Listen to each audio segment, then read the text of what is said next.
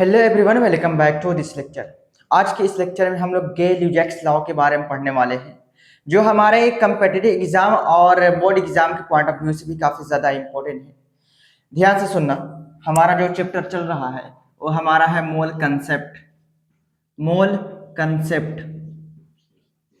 देखो, गेल-यूजैक्स लॉ की अगर मैं बात करूँ, ये जो लॉ है कहता है कि जो गैसेस कंबाइन होता है वो कंबाइन होता है या फिर प्रोड्यूस करता है।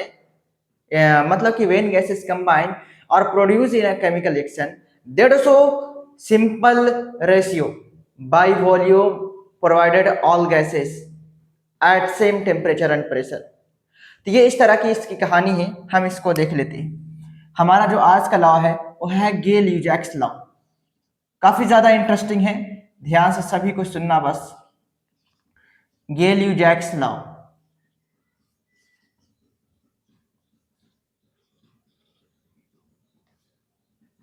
ये गेल-यूजैक्स लॉ होता क्या है, इसके बारे में पहले हम लोग देख लेते हैं। गेल-यूजैक्स लॉ किसने दिया है, कब दिया है, प्रोपोज्ड है।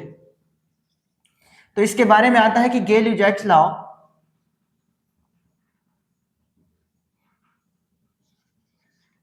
Gay Lussac law is proposed by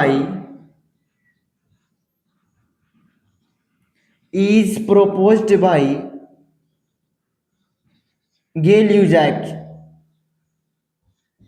मतलब कि गेल-यूजैक्स लॉ किसने दिया, तो इसी के नाम में छुपा हुआ गेल-यूजैक। तो गेल-यूजैक्स लॉ किसने दिया, याद रखना, गेल-यूजैक ने दिया। कब दिया तो याद रखना, इन 1808। मतलब कि 1818 में, सॉरी 1808 में गेल-यूजैक्स ने गेल-यूजैक्स लॉ को दिया। ये लॉ का डिफिनेशन क्या है, ये लॉ कहता क्या है, सभी को ध्यान से सुनना। ये नियम कहता है, Gay Lussac law state that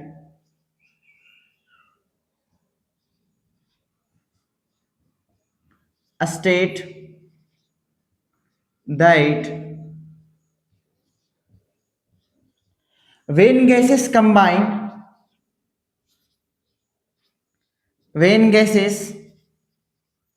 combine or are produced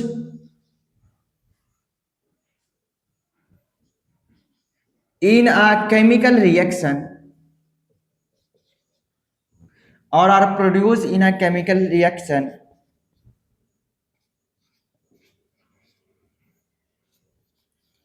they do so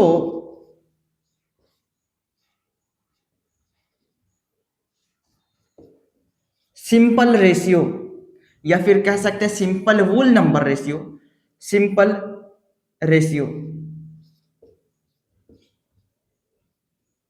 by volume.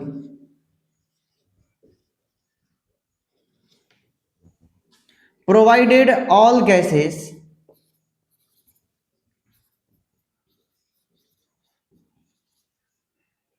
at same temperature and pressure।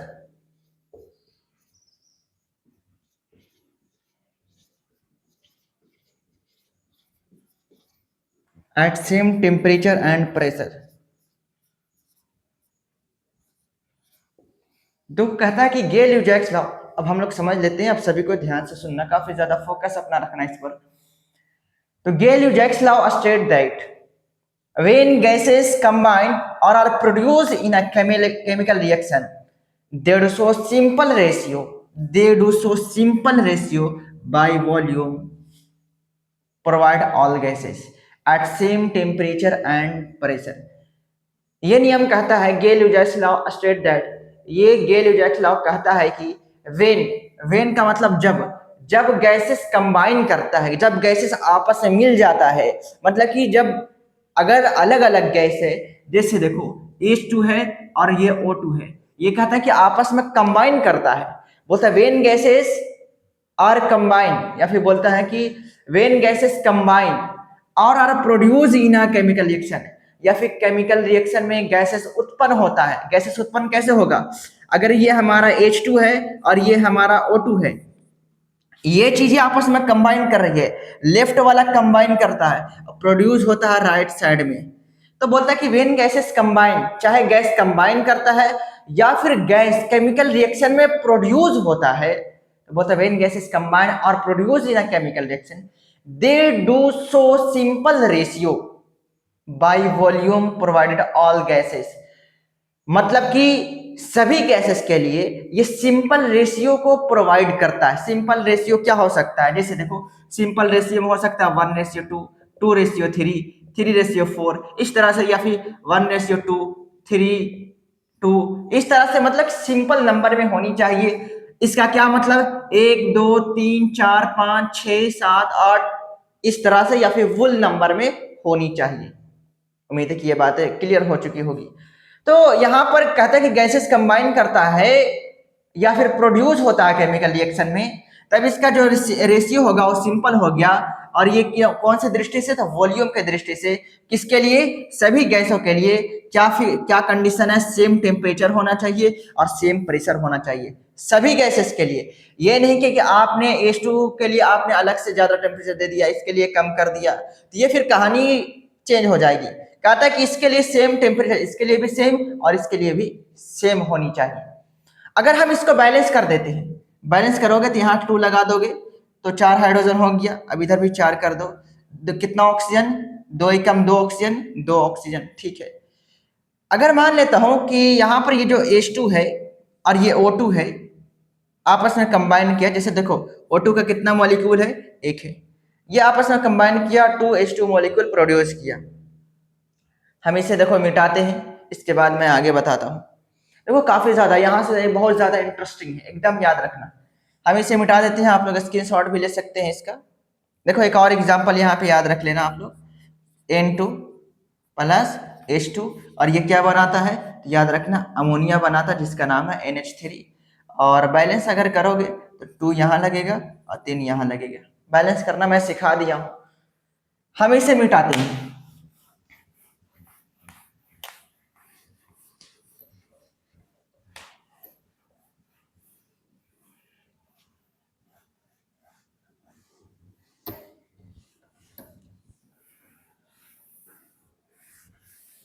अब देखो फोकस करने वाली बात यहाँ से ही, ध्यान से सुनना। अगर मान लिया जाए हमारा H2 है और ये O2 है, ये आपस में कंबाइन किया और प्रोड्यूस कर दिया 2 मॉलिक्यूल ऑफ H2, इसका 1 इसका 2। अगर मान लेता हूं कि ये वॉल्यूम के दृष्टि से, देखो मैंने बताया था कि वॉल्यूम जो होता है, वॉल्यूम का यूनिट क्या हो सकता है, वॉल्यूम का यूनिट लीटर हो सकता है या फिर ml हो सकता है, इतनी तो मालूम है। मान लेता हूं कि हमारा, जैसे देखो यहाँ पर जितना कोफिशिएंट होगा, जितना कोएफिशिएंट होगा उतना ही हमें वॉल्यूम लेना है। मान लेता हूं कि यहाँ पर जैसे ज्यादा भी ले सकते हैं, कोई दिक्कत वाली बात नहीं है। मान लीजिए कि इस H2 का हमारा 200 ml था, 2 था इसलिए मैंने यहाँ पे आसानी के लिए लिया। 200 ml है और इसका 100 ml है और इसका 200 ml। इसका मतलब ये हुआ कि 200 ml H2 100 ml ऑक्सीजन से रिएक्शन करता है और 200 ml H2O बनाता है। इसका क्या मतलब, मान लिया जाए कि ये हमारा कंटेनर था, ये हमारा कंटेनर था और इसमें पूरे गैस भरा हुआ है, और वो गैस कितना है, तो ये गैस हमारा 200 ml है। और उसके बाद अगला मैं जो कंटेनर ले रहा हूँ, इसको थोड़ा बड़ा कर देते हैं, ठीक है। अब अगला भी हमारा सेम कंटेनर था, लेकिन इस कंटेनर में जो गैस है वो कितना है हमारा, 100 ml है। ये 100 ml है और प्रोड्यूस कितना कर रहा है हमारा, तो हम कहेंगे ये हमारा प्रोड्यूस कर रहा है 200 ml। उम्मीद है कि इतना दिख रहा होगा। ये 200 ml हमारा H2O बना रहा है। H2 200 ml था, O2 हमारा कितना ml है, 100 ml है, और ये हमारा इस तरह से, मतलब कि हमारा H2 का 200 ml ऑक्सीजन के 100 ml से रिएक्शन करता है और 200 ml हमारा H2O बनाता है। अब सवाल उठता है, क्या हम इसके अमाउंट को भी 200 ले सकते हैं? देखो आप ले सकते हैं, ज्यादा दिक्कत वाली बात नहीं है। अगर मैं बोलूं, एक चीज से समझना, अगर मान लिया जाए कि हमारे पास 1 लीटर पानी है और 1 लीटर पानी 200 ग्राम अगर मेरे को शरबत बनाना था, चलो नॉर्मली हम पानी और चीनी का मिक्सिंग कर रहे हैं, 1 लीटर पानी में हमने 200 ग्राम चीनी डाल देता तो ये हमारा बेस्ट शरबत तैयार हो जाता है। अब अगर मैं बात करूं, क्या अगर मान लीजिए मेरे डब्बा से मैंने 200 ग्राम चीनी को लिया, इसमें डाल दिया शरबत बनाने के लिए, अब क्या उस डब्बा में इससे ज्यादा चीनी हो सकता है? हो सकता है, लेकिन हमें किसी चीज को प्रोड्यूस करने के लिए, किसी चीज को बनाने के लिए हमें जितना रिक्वायरमेंट होती है हम उतना ही चीजों को लेते हैं। इसके जगह पे अगर मान लिया जाए कि 500 ग्राम होता, चीनी कितना ग्राम होता? 500 ग्राम। और 1 लीटर पानी है, 1 लीटर पानी में 200 ग्राम चीनी काफी ज्यादा बेस्ट होता है। तो 500 ग्राम में आप क्या करोगे? 200 ग्राम का यूज करोगे, बाकी 300 आपका क्या हो जाएगा? बच जाएगा। तो जितना हमें यूज के लायक हो उतना ही हम यूज करेंगे। अगर इससे कम कर लेंगे तो टेस्ट में कम होगा, अगर ज्यादा कर लेंगे तो वही बेकार हो जाएगा फिर। तो जितना हमें रिक्वायरमेंट हो उतना ही किया जाए तो बेहतर होता है। तो सेम इसी तरह से अगर मैं मान लेता हूँ, इफ, ध्यान से सुनना, अगर मैं इसी की जगह हमारा जो H2 है उसका, चलो मैंने जो 200 ml था, ये 200 ml ही है, और इसके एमएल इसको भी मैं मान लेता हूँ, जो हमारा शुरुआत में कितना था 100 ml, अगर मैं मान लेता हूँ ये भी हमारा 200 ml है। आप देखो इस तरह से, ये 200 ml, ये भी 200 ml, ठीक है। जब ये आपस में कंबाइन किया, कंबाइन करने के पश्चात ये हमारा बनाया है 200 ml H2O, ठीक है। 200 ml H2O, 200 ml H2O बनाया है। तो बात ये हुई, जैसे देखो ये 200 ml शुरुआत में था, जितना था मतलब कि ये 200 ml पूरा कंबाइन करता है। ऑक्सीजन के कितना ml कंबाइन करेगा? 100 ml। मतलब कि हाइड्रोजन का 200 ml, ऑक्सीजन का 100 ml, तब बनेगा वाटर का 200 ml। लेकिन यहाँ पर 200 ml हाइड्रोजन तो ठीक है, लेकिन यहाँ पे ऑक्सीजन कितना है? ऑक्सीजन कितना है? 200 ml। लेकिन ऑक्सीजन ऑक्सीजन कितनी होनी चाहिए? 100 ml। 100 ml में ये वाटर को अच्छा से प्रोड्यूस कर देगा। तो यहाँ पर अगर मैं बात करूँ, इसका 200 ml ऑक्सीजन के 100 ml से ही कंबाइन करेगा। जिस तरह से हमारे पास चीनी 500 ग्राम था लेकिन हमें 200 ही चाहिए था, तो सेम इसी तरह से हाइड्रोजन के पास 200 ml है, कितना ऑक्सीजन चाहिए? 100 ml। अगर आप जैसे देखो ये पूरा मान लिया जाए रिएक्शन में खत्म हो चुका है, 200 ml था, ये पूरा रिएक्शन में खत्म हो चुका है, बचा कितना? कुछ नहीं बचा इसमें। अब यहाँ पर इसका कितना ml लोगे आप? जैसे में इसका 100 ml लोगे तो बचेगा कितना? तो बच जाएगा आधा। आधा क्या हो जाएगा? बच जाएगा। क्यों? क्योंकि हमने 200 ml लिया था तो ये 100 ml हमारा क्या हो चुका है? 100 ml बच चुका है, और हमारा 200 ml वाटर प्रोड्यूस कर दिया। तो यही गेल यूजैक्स लॉ है। देखो इससे हम लोग सवाल भी करते हैं, और इसमें देखो ज्यादा दिक्कत वाली बात भी नहीं होती है। अगर मैं एक सवाल लिख दूं यहीं पर, इसको आप स्क्रीनशॉट ले लेना और नोट में भी जरूर मेंशन करना। देखो सेम इसी तरह से आप नाइट्रोजन अमोनिया जिस तरह से मैंने प्रोड्यूस कर रहा था, उस तरह से आप भी अमोनिया प्रोड्यूस करके इसी तरह से आप कंसेप्ट को लगा सकते हैं। अगर अमोनिया में मान लीजिए यहाँ पे 2 था, चलो यहाँ पर 1 है और यहाँ पे 3 है, तो इसका 100 ml लो, इसका 300 ml लो।